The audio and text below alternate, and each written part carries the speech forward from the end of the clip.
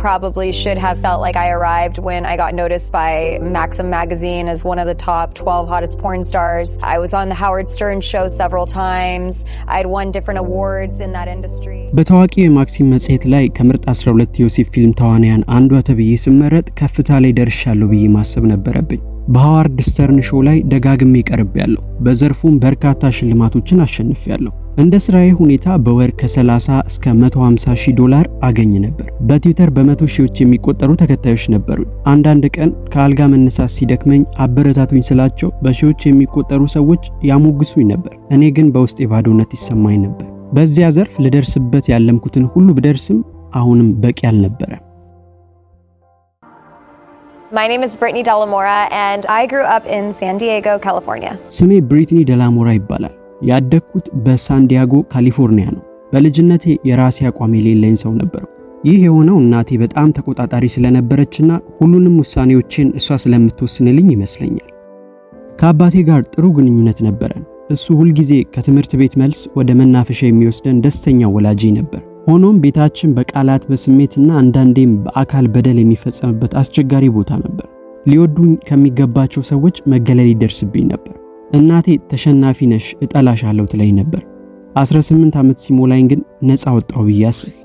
ማንም ሳይከለክለኝ የፈለኩትን ለማድረግና ለመጠጣት ወሰንኩ። ውሳኔዎቼ ጥሩ ባይሆኑም በቃላት የሚገስጸኝ ሰው ባለመኖሩ ደስተኛ ነበር።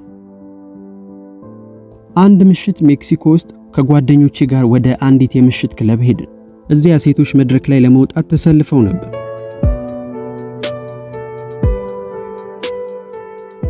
በወቅቱ በሁለተኛ ደረጃ ትምህርት ቤት በነበርኩበት ጊዜ ክብረ ንጽህናዬን ያጣሁት ተታልዬ ስለነበር ልቤ ተሰብሮ ነበር። በዚያ ምሽት በመጠጥ ተገፋፍቼ መድረክ ላይ ወጣሁ። ሰዎች ቆንጆ ነሽ እንወድሻለን እያሉ ሲያሞጋግሱኝ ያ ያጣሁትን ፍቅር ያገኘው መሰለኝ። ከዚያም በስትሪፕ ክለብ ውስጥ መስራት ጀመርኩ። አንድ ቀን የፊልም አዘጋጆች መጥተው ኮከብ ትሆኛለሽ፣ የፍቅር ፊልም ነው የምንሰራው በማለት አታለሉ። ታዋቂ ከሆንኩ ሰዎች ትኩረት ይሰጡኛል፣ ይወዱኛል ብዬ አሰብኩ። ወደ ሎስ አንጀለስ ሄጄ በ7 ዓመት ቆይታ ጊዜ በአዋቂ ፊልም ፖርኖግራፊ ዓለም ውስጥ ገባሁ። ታዋቂነት የልብን ባዶነት ይሞላል የሚለው ትልቅ ውሸት መሆኑን የተረዳሁት ግን ዘግይቶ ነበር። ወደዚህ ዘርፍ ከመግባቴ በፊት የተሰበረ ማንነት ነበረኝ። ስራው ግን የባሰ አባባሰው። በከባድ ጭንቀት፣ በባይፖላር እና በስኪዞፍሬኒያ ህመም መሰቃየት ጀመርኩ።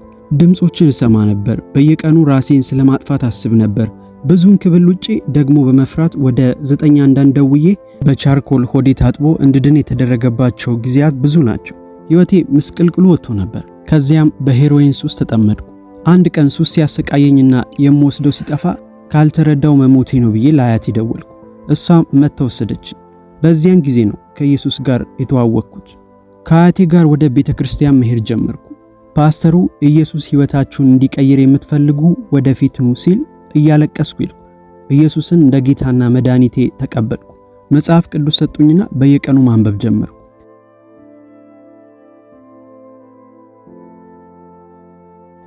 ወንዶች ድክመቴ ስለነበሩ ደላላ ከሆነ ሰው ጋር ግንኙነት ጀመርኩና ወደ ስራው መልሶኝ ለጥቂት ዓመታት ቆየሁ።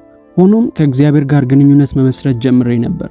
አንድ ቀን ከደላላው ጋር ተጣልተን እያለ መንፈስ ቅዱስ እናቴ ጋር እንደደውል ነገረኝ። ከእናቴ ጋር ያለን ግንኙነት መጥፎ ቢሆንም ራሴን አዋርጄ ደወልኩላት። እሷም በ20 ደቂቃ ውስጥ መጥታ ወሰደችኝ። ጌታ በትናንሽ ጸሎቶቼ መልስ እየሰጠኝ እንድታመነው ያስተማረኝ ነበር። ለስራ ወደ ላስ ቬጋስ ልሄድ ስል እግዚአብሔር መጽሐፍ ቅዱስ እንዲይዝ ነገረኝ። በአውሮፕላን ውስጥ ሆኜ ዮሐንስ ራእይ ምዕራፍ 2 ከቁጥር 20 እስከ 23 ስመለከት ስለ ኤልዛቤልና ንስሐ ስላልገባች ሴት የሚናገረው ክፍል ልቤን ነካው።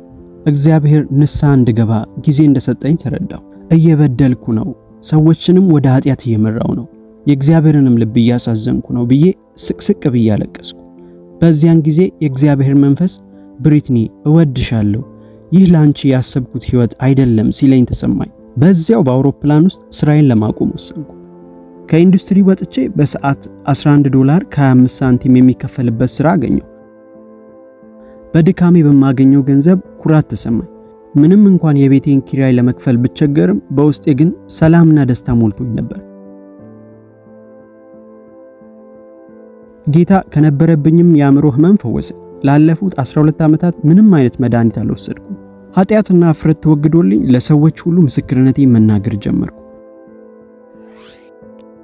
ምናልባት በአስቸጋሪ ሁኔታ ውስጥ እያለፍሽ ይሆናል። እግዚአብሔር ለእናንተ አዋቂ ነው። እግዚአብሔር እንደሚወዳችሁ ወቁ። የተፈጠራችሁት ለዓላማ ነው። ኃጢአት ከእግዚአብሔር ይለየናል፣ ነፍሳችንን ያደክማል። ነገር ግን ኢየሱስ የኃጢአታችንን ቅጣት ለመውሰድ ሞቷል። ዛሬ ወደ ኢየሱስ ብትመጡ ሕይወታችሁን ይቀይረዋል። እሱ ለእኔ የሰጠኝ ሰላምና ደስታ ላንተም ላንቺም ነው። ዛሬውኑ ኢየሱስ ሆይ ማረኝ፣ ጌታዬና መድኃኒቴ ሁን ብላችሁ ብትጠሩት ሕይወታችሁን ይለውጣል። ያለ ምሕረት ምን አለ? ያለ ይቅርታ ምን አለ? የብሪትኒ ሕይወት እንደተሰባበረ የሸክላ ዕቃ ነበር። ነገር ግን ጌታ ኢየሱስ ያንን የተሰባበረ ማንነት ሰብስቦ የቆሸሸውን በደሙ አጥቦ ክብር ያለው አዲስ ዕቃ አደረጋት። ዛሬ ብሪትኒ የዓለም ዝነኛ የርኩሰት ፊልም ተዋናይ አይደለችም። ይልቁንም ላለፉት 12 ዓመታት ከሱስና ከጨለማ ሕይወት ነፃ ወጥታ በጌታ ጸጋ እየኖረች ትገኛለች። ጌታ የሰላም ብቻ ሳይሆን የትዳርና የቤተሰብ አምላክ መሆኑን በሕይወቷ በተግባር አሳይቷል። ዛሬ ሪቻርድ ደላሞራ ከተባለ የእግዚአብሔር አገልጋይ ጋር በቅዱስ ጋብቻ ተጣምራ በልጆችም ተባርካ አርአያ የሚሆን ክርስቲያናዊ ቤተሰብ መስርታለች። ብሪትኒና ባለቤቷ በአንድነት ወንጌልን ለዓለም እየሰበኩ የሚገኙ ሲሆን እርሷም በሺዎች የሚቆጠሩ ወጣቶችን ከወሲብ ሱስና ከማንነት ቀውስ የምታድን ተስፋ ለቆረጡትም የብርሃን ምስክር የሆነች የእግዚአብሔር አገልጋይ ናት። ይህ ታሪክ የሚያረጋግጥልን አንድ ታላቅ እውነት አለ። የእግዚአብሔር ጸጋ በበዛበት ቦታ የኃጢአት ሰንሰለት ይበጠሳል፣ የኀፍረትም ካባ ይገፈፋል። ወዳጄ ሆይ አንተም ዛሬ በማንኛውም አይነት ኃጢአት፣ ሱስ፣ እስራት ወይም የኃጢአት ጨለማ ውስጥ ብትሆን የጌታ ኢየሱስ እቅፍ ዛሬም ለአንተ ክፍት ነው። እንደ ብሪትኒ ወደ እርሱ ተመለስ። እርሱ ሕይወትህን በአዲስ ደስታ፣ በቅዱስ ሕይወት፣ በማይጠፋ ሰላም ይሞላዋል። ተከፍተውልኛል እጅህም ለእኔ ተዘርግቶልኛል። እመጣለሁ ወደ አንተ እገባለሁ የኔ ጌታ